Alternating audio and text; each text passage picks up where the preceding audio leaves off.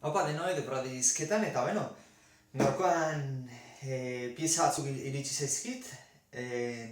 Bideo ikusten nahiko zate pentsatzet ostira edo larun bat, ez dakit oso seguru noiz nahiko zaten ikusten, baina bueno, gaur osteuna da, pieza hori iritsi zaizkit momentuz, ostialean dira iristekoak falta dian bi piezak, prozesaio eta txartel grafikoa, baina momentuz hiru hauek iritsi zaizkit, eta gaur grabatukoet, bihar nahiko lan izango baitet ordenagailu berria montatu, beste haien unboxinga grabatu baita ere, eta eroz etapare pixkat erakustean nahi dizuen nire ordenagailuana. Eta, hazingo gea ez, unboxinga egiten. Hiru produktu ikuste dituzuen nola dauden, memoria rama, plaka basea, eta pasta termikoa prozesailu berria ekarriko dedanez, pasta termikoa ekarri beharra naukan. Eta, hasiko gea pixkenaka. Hauak apartatuko ditut. Eta, pasta termikoa ikusten dut badezute ekarrietena da Noctua H bat modeloa. Pasta termiko bat ez, pixkat enuen izugarren hartu, baina ez da izugarri txarraren normalean, 3 euro, 4 euro inguruan egoten dira, eta hau 7 eurokoa izan zen. Gero gareztea badaude, baina ez dakit, irutu zaitez duela merezi, irutu zaitez dagoela merezi, baina gareztea geroztea total pasta termikoa da. Bai, bere funtzioa dauka, baina gehiagire ezin geha gaztatu diru. Hau ez dut unboxing egingo, ze ikustu ez dute jeringila bada, pasta daukena barruan eta listo. Hortaz urrun gura pasako geha, memoria rama. Memoria rama, esan beharra daukat memoria ramak, hau da DDR4 tipokoa. Zuek gehiena pentsatzete eukiko zuten memoria rama izango ala DDR3a. DDR3a orain arte ibili den memoria RAM tipoa da. Oain aztera dian prozesailu berriakin eta plaka base berrienakin DDR4a eskatzen dute. DDR4ak abantaia daukana da DDR3an aurrean da abiora handiagoa dauzkela, ez? Bai idazteko, bai letzeko eta bai egiteko, datuak pasatzeko, beraz. Alde horretatik, ekarri dut, jake berritu behar denez prozesailu berria daukadan ez, eta plaka base berria berdetenez, prozesailuaren zat, RAM berriare ekarri egin dut behin nuzkeo, ez? Eta, DDR4 hau da RIP jauz Hieskilena, Hieskil etxearen RIP jauz, 3000 megahertziotan funtzionatzen du, eta aukeratu ditutena dira 4 gigabaiteko 4 aukeratu ditut, eta unboxing egingo dut, bat erakutziko izuet, bat atera eta bai ikitzen nahi du, eta aukeratu lehizken 4, hau da 4 gigako 4, edo bestela 2 8 gigako. Baina, normalean egoeko izaten da 4 aukeratzea 4 gigakoak. 2 8ko baino. Ez dakitzeatik, ez naiz ni hortan aditua, baina toki guztietan irakurri dut, hobe dela 4 hartzea, eta kaso egin diet, ze bazekiten jendea zan, eta hemen ikusten zute memoria rama, leheno nauzkanak marka honetakoa ziela ustet, Hieskil RIP jauak, ez baina oso konfundituta. Eta ikusten dituzuten nola dian 4. Bat atera eta guketena eta beste 3. Magotxa 4 gigakoa, DDR4a. Beraz, esan daizke urrungo generazioan dira sartuta, memoria rametan bintzat.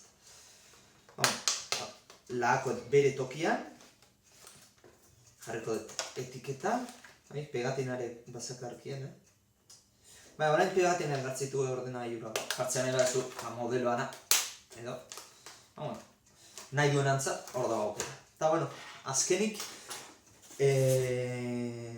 plaka basea ikustea joko dugu.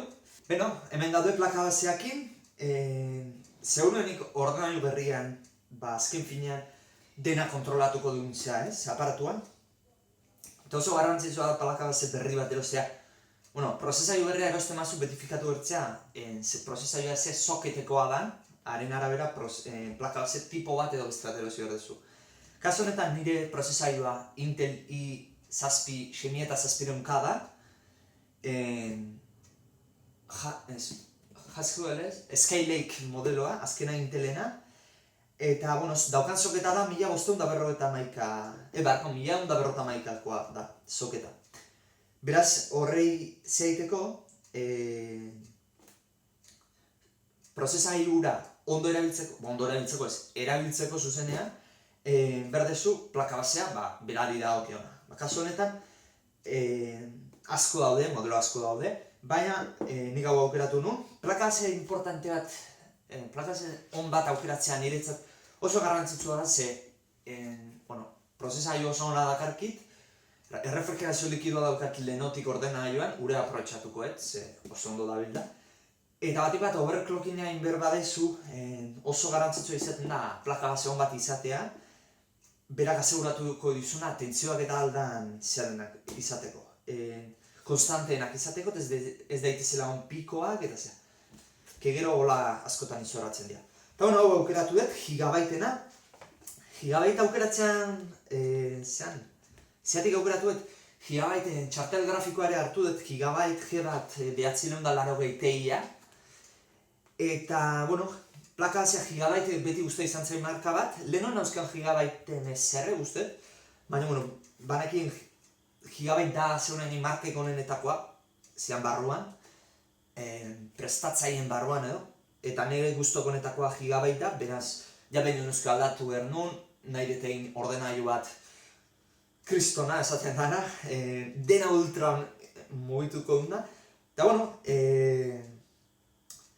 eta gigabait hau aukeratu dut, Z160 iza, Gaming 7 daude Gaming 3, Gaming 5, Gaming 6 eta Gaming X, holako zerbait, Gaming X da hori pasada da, 500 piko balio ditu plaka baseak eta hori zora hemen bada, niretzat prezioak ez dira horiek. Eta hau da, gigabait G7-a, bigarren honena, eta ez da gizema berren zuen, 200 piko euro balio zituen plaka baseak. Eta prestatuta dator, ikusten zute DDR4 memoria ramantzat, leheno ikusi degunak, USB-C tipoa, berriak atera dutena, abiaura oso azkarrekoa, USB 3.1 ere badauka, beraz, oso ondo, tipo C eta 3.1 biak izatea oso ondo etorreko zeit. Igual posiblea baita ere izatea USB 2.0a, ez dakit hori, badauzkan edoz, total tonteria da. Eta ere dauka HDMI 2.0a, eta, betiko gauzak, hemen ipintze ditunak, kapazidoreak eta holako zera dauzkala. Gero jolaz baterako World of Warships-erako barku bat dakarkit debalde, erosteatik hau. Ez dakit inoizen nahi zibili jolaz ontan, probatu inberkoet, eta kanalea ekarrekoet, erakusteko. Eta irekiko dugu unboxingena ez, gaurkoa, bideon zati ontakoa bintzat, gaur grabatzen detena. Gero bihar grabatzen ditutenatik ikusiko dituzute jarraian, bideo honen jarraian ikusiko zutena montatuko eta baina prozesagailua eta txartel grafikoa. Eta haiek izango dira unboxingak, hau bezala. Eta zuzenean etortzen da plaka basea gainean, plastikoan bilduta, plastikoa izaten da elektrizitate estatikoa aurkakoa, ez dakizuten, baina elektrizitate estatikoa izorratu inditzazki aparatu hauek. Eta pertsona batek alfombra gainean ibili, moketa gainean ibilita, zein dezake.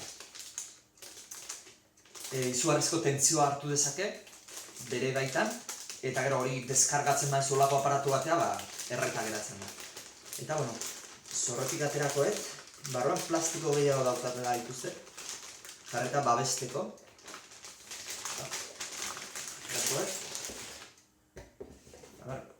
Kaxa itxi dezakedan, esku batekin. Eta bat, atzeraka jarriko izuet. Eta da erakusteko. Bueno, ikuste zute ze bitxo da. Kolorez da betea. Eta hainbat zenbait gauza dauzke, karakteristika. Ja ikuste ditutenak abedez hemen pantailita badauka. Pantailita horrek egiten duena da aberin bat edo baldin badago edo askotan montatzeakoan zerbait entxufatzea gazte zaizu, zerbait berez bezala entxufatzen zaizu, hemen kode bat ematen du. Eta kode horren arabera, jakin dezakezu manuala irakurrita ze failo den, beraz oso ondo etortzen da hori. Baita zerbait estropetzen denean kodigoa ematen du, eta bakizu ze estropeatu den, hartara bakizu o bidali edo konpondu edo zerrein behar dezu.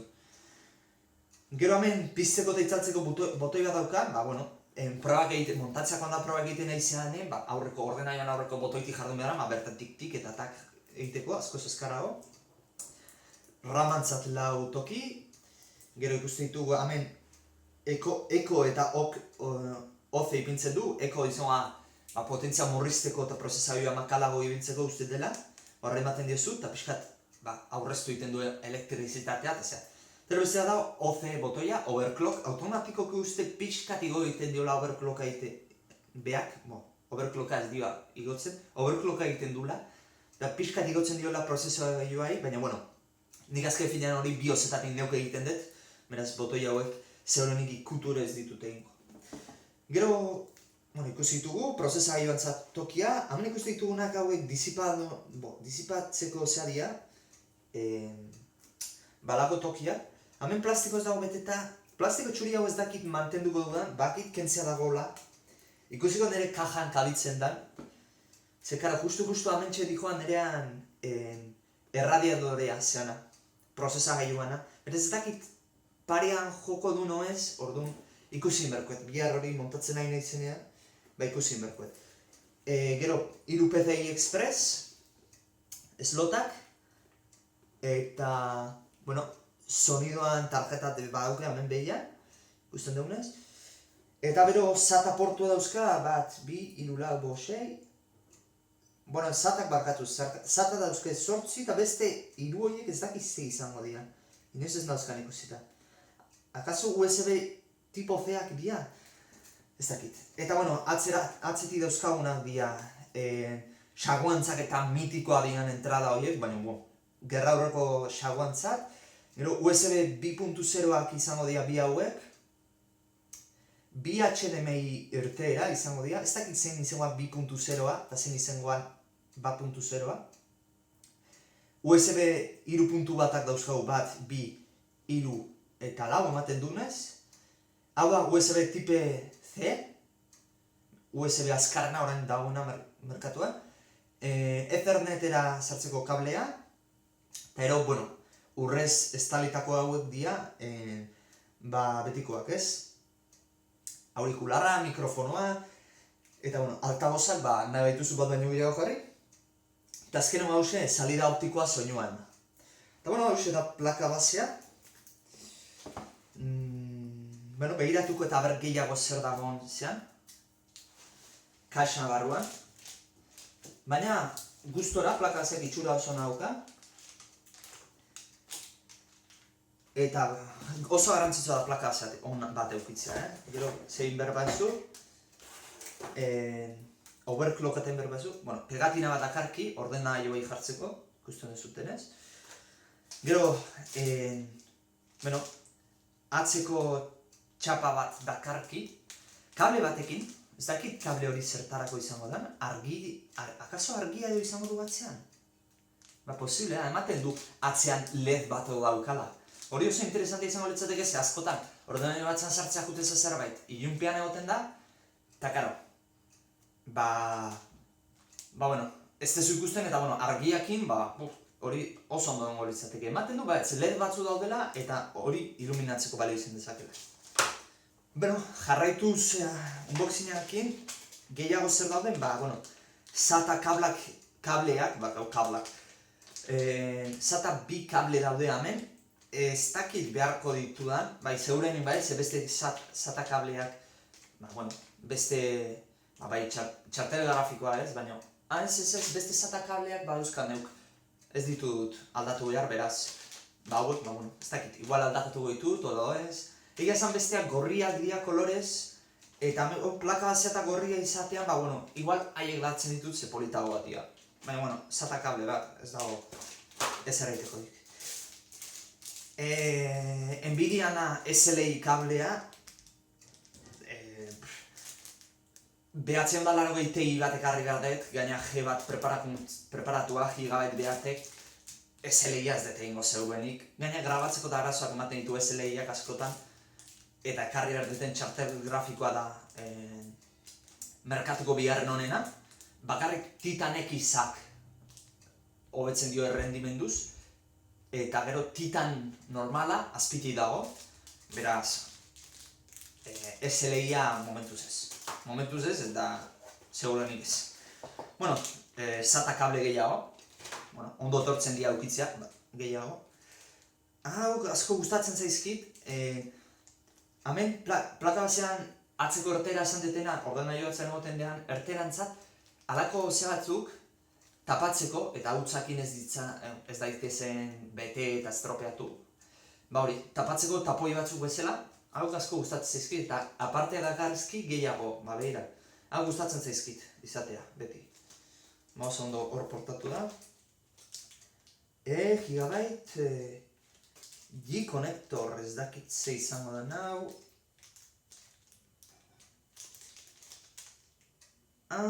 Bale. Bai, imaginatzen ze izen laizken. Hemen eukitzen ditu plaka batean, toki batean, nahiko zaila, jarri behar izaten dizutena, entxufatu behar izaten dizuna. Ordenailua pizteko zea, botoia.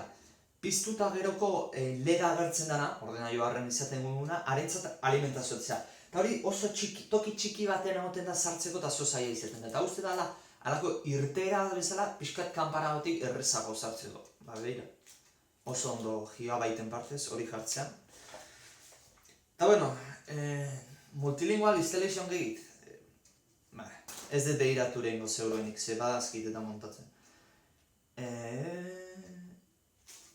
Hau, baita frantzez ez dagoena, montajeana. Gigabyte uste frantzesa dala, ez banago konfundituta. Hemen, manuala, instrukzioana, eta driverrakin CD bat, zuten liburu bat. Gazpare eukitzen hona izaten da, eta bera bat. War of Warshipsena halako kode bat. Kode atzean dator, eta bat eta dator ez dut eragutziko. Baina, barkua dala ustet. Ez, ipintzeu, hemen. Ipintzen du. Kodigo honek erabiltzaile berrientzat bakarrik da, beraz ondo, nik erabiltzaile berrian ez da.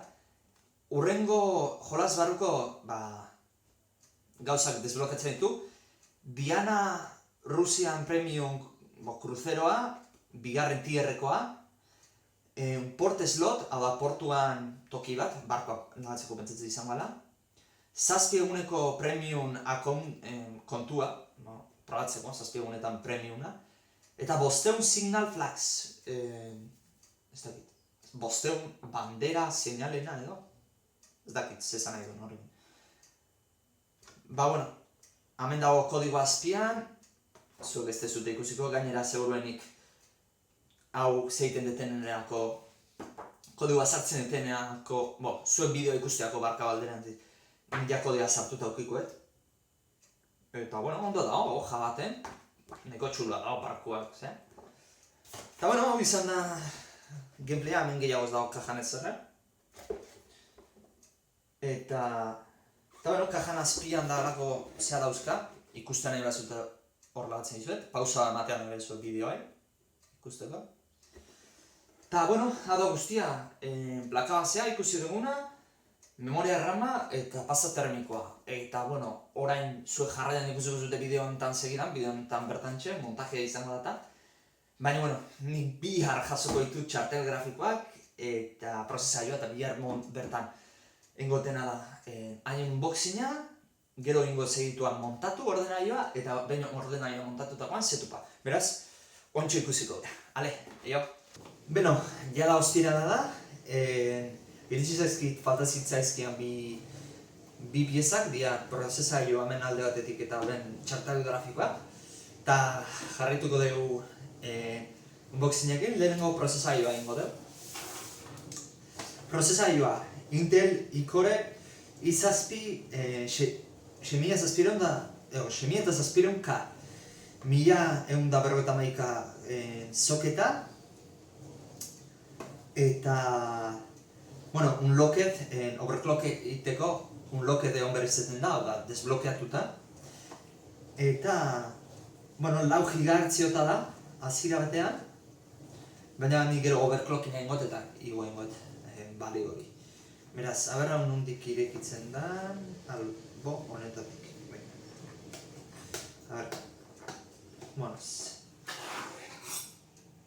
Gura izetin egin beharkoet.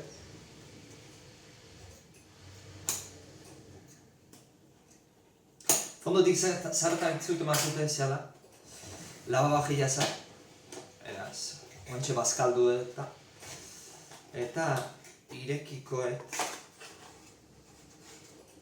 Amen.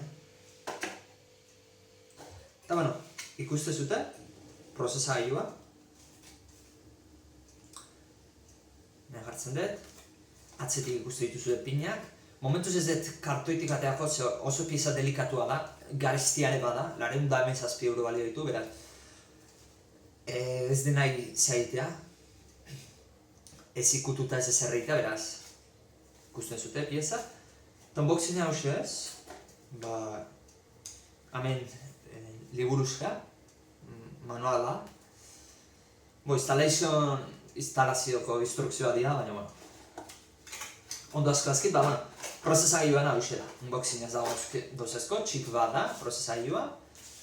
Eta listo. Eta pasako geha, hau hemen utziko ditut. Eta azken finean, ordenagailu honen prozesailua burmuina izangoa. Eta hau ordenagailu berri honen bihotza izango dana, ez? Eta da, Nvidiaren, Nvidia 980 Ti bat, baina Gigabit etxeak preparatuta. Eta G1 Gaming edizioa da. Beraz, irekikoet, albo honetatik. Eta aterakoet. Kaxa ikusten ere zuten. Eta atzetik.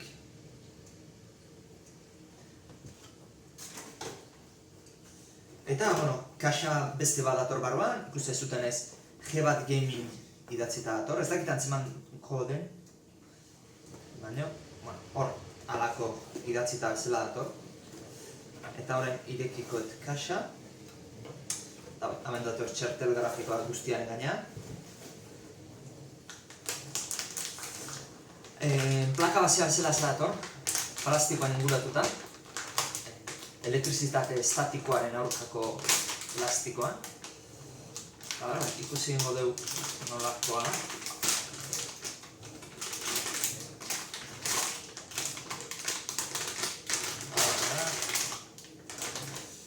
Ikusten zuten. 980 Ti bat. Atzean, gustatzen zaiten bezala, tapoiak eukitzarla, zaiteko. Tapatzeko, beharrez direnak. Eta, bi DVI dauzka, HDMI-ak 3, ustet. Bi eta 3 HDMI. Eta, hau ez dakit ze portu izango da. Ez dakit zeuru hau ze portu da. Baina, bi DVI, 3 HDMI eta beste portu bat, alde horretatik nahikoa. Gero hemen, daukana da. Baita ere tapatuta PCI Expressera lotzeko, pinak. Eta, hemendik kable bat, plastikoa dauka, ez dut kenduko da. Eta hemen txapa mokoa dauka, gaina babesteko, hemen G1 Gaming ibintzen dira. Eta ero hemen WindForce ikusten zute nola dagoen, LED-akin argitu egiten da, kolorez, eta gainera ordenagailu barrutik aukeratu egin daiteke ze kolore nahi dezun izatea. beraz, niz egon ez gorria jarrikoet, jake plakabazia gorria den, lehen argi, ventiladore batzutan argi gorria dauka ordenaioa berak, beraz, pixak, segitzeko, ez? Itxura berdina segitzeko. Barkoz, berez plastikoan sartu egiten dut. Eta, bertintza jo dugu tapoi bat, bale? Eta albo baten utziko, Eta, dator, hemen, kartoi baten azpian, kable bat, hau da, 6 pineko alimentazio bihurtzeko 8 bat, ez dakit zenbat behar duen, alimentaziorako, behar ditu, hantu izango izuet, bai, 2 pineko alimentazio iturri behar ditu, ez daukat arazoik gaurko grafikak ere ala behatzitu, beraz. Eta hau da bazpare norbait behar izango luke ez balituzke 2 eukiko, 2 6ko hartzen ditu eta 8koa bihurtzen du. Eta ero, instalazioko gida txiki bat, eta, hemen zenbait driver eta utilitate batzuk. Eta berez, jolazekin gehiago ez? Banako txatu bat, ez? Eta, txartel grafiko hartuta, 2 jolas dakarzkit opari, nahiz eta hemen ez du ipintzen, baina erregistratu inberda txartela, eta 2 jolas dauzketzu opari. Dia bat da Assassin's Creed Syndicate, azkenengoa, Londresen egiten dena. Eta bestea da Rainbow Six Siege, orain berri ateratzea ikustena. Eta nik zartuko, Assassin's Creed aukeratuko,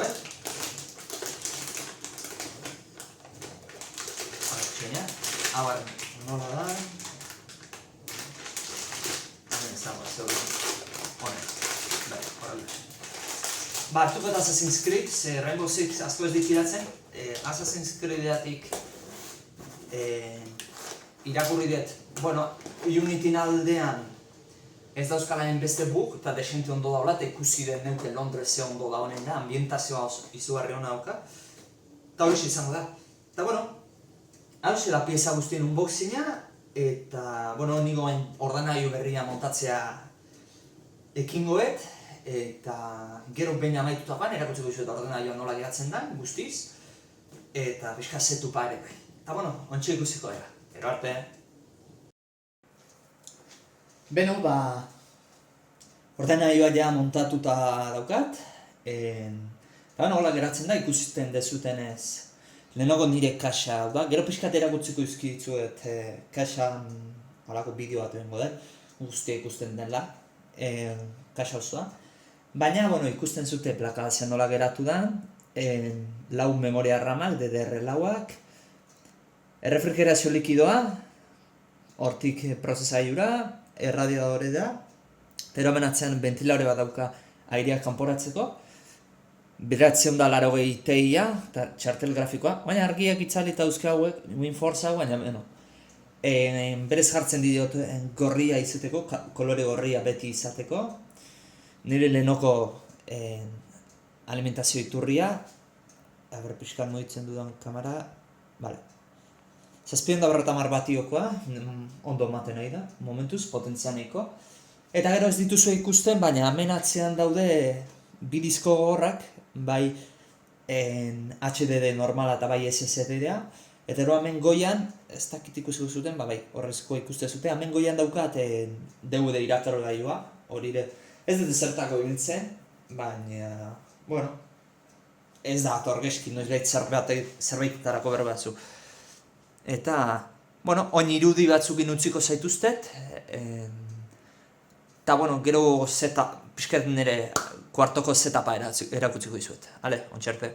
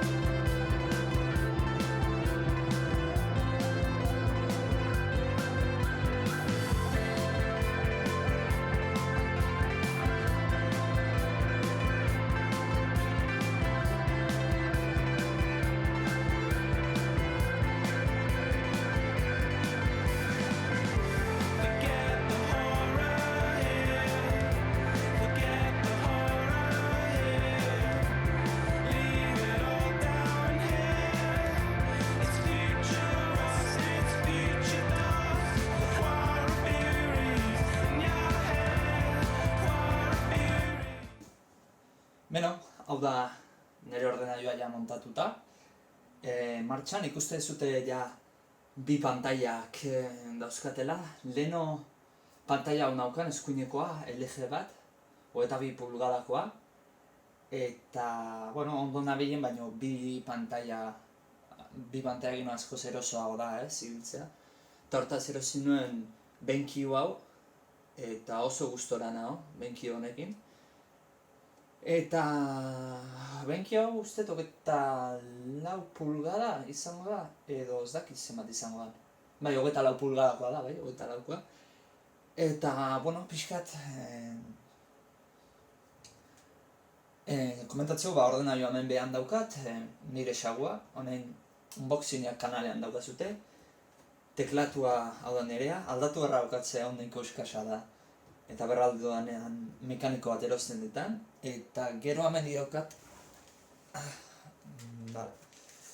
bueno, Xbox 360ko mandoa, kable duna, ibiltzen nahi, jolasetan ibiltzeko, kable dunakin ibiltzen naiz. Eta, hoxe, nire setapa, ordenagailoa hemen behan daukat, mailan azpian, bi pantailakin, eta ez dago gauza asko esateko, oso ondo dabil ordenagailoa, normala.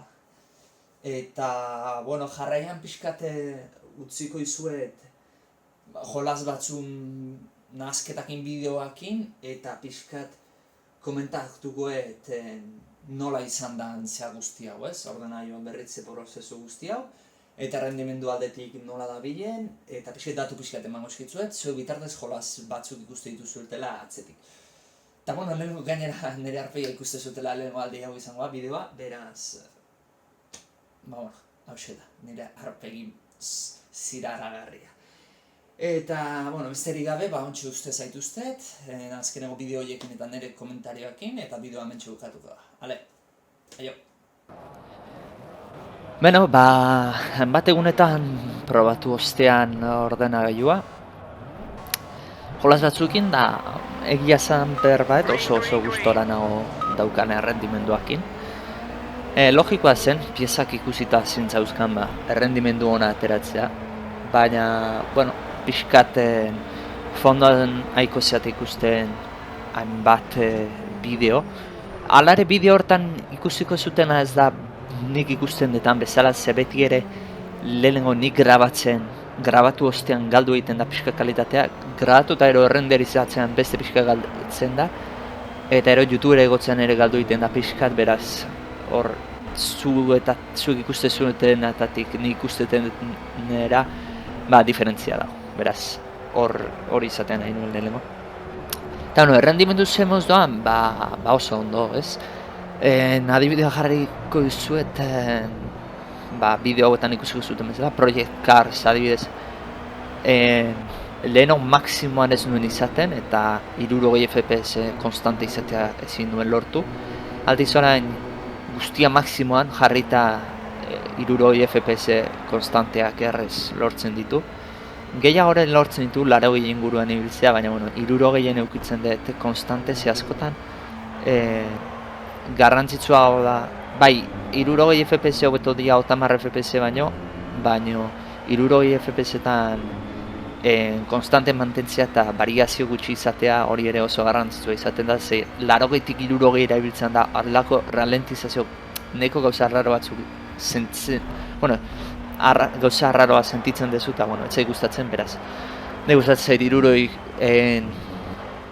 60 FPS konstante, gainera pantaiak ezin du 60 FPS baino gehiago eman, beraz. Eta esola. Eta gehiago Assassin's Creed Syndicate, azkena, Londresekoa. Are ere 60 FPS pasan. 60 FPS konstantetan ibiltzen naiz guztia maksimoan jarrita.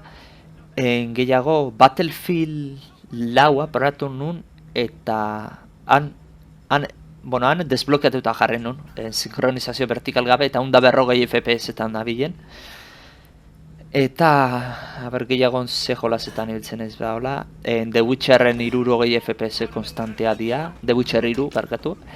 Metal Gear Solid 5 ere 60 FPS konstanteak dira.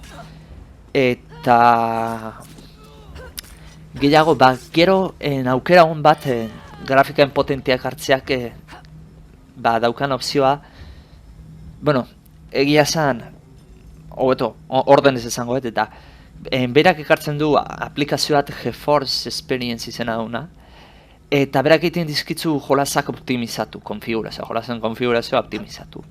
Eta adibidez, Counter-Strike bat, Counter-Strike Global Offensive bat mugitzeko, balen horren auken arazorik 60 FPS-etan konstantekin mugitzeko.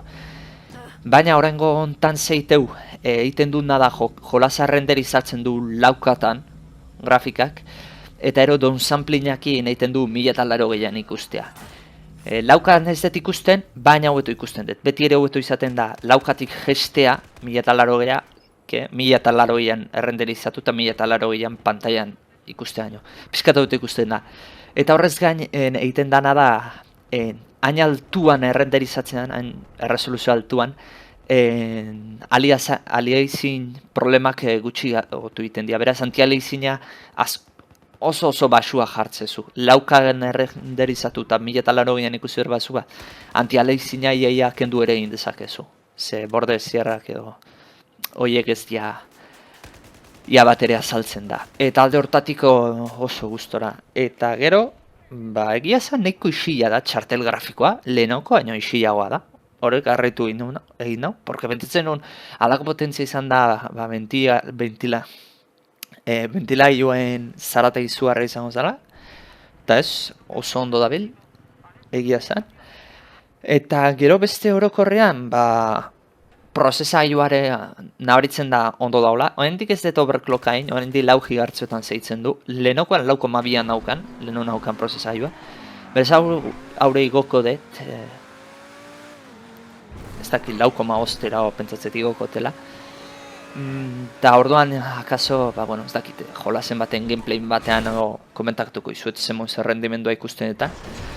Eta gero karrentunak, plaka basea, hori ez da gauza bat asko nabaritzen desuna zeuk ez. Asko ez bat ere ez desun nabaritzen. Gero igual overclocking eta itean da nean estableagoa dala eta hori bai. Eta ero rama, rama pixka nabaritzen da DDR laua izatea, ze adibidez partida kargatzeakoan ni nabaritu ez da, pentsatzea ramatik izango da, igual prozesaioatik eta grafikatik izango da, baina ez, pentsatzea ramatik izango da, partida kargatzeko azkarago egiten ditula. Eta, ez dakit zer esan gehiago oso gustora ordenagailu berriakin, eta gainera asmatuet orain OBS-ekin nahiko ondo grabatzeko gero errenderizatu beharrik ez izateko, beraz. Hori niretzat lan pila bat kentzea da, eta zuentzat da bideo gehiago izatea kanalean. Eta, espero zuen gustoko izan dela bideoa, pixka luzea hartzen zait, baina, unboxinga ikusi zute, gero ordenagailuan nola geratu den, eta baita ere jolasa pixka nola izan.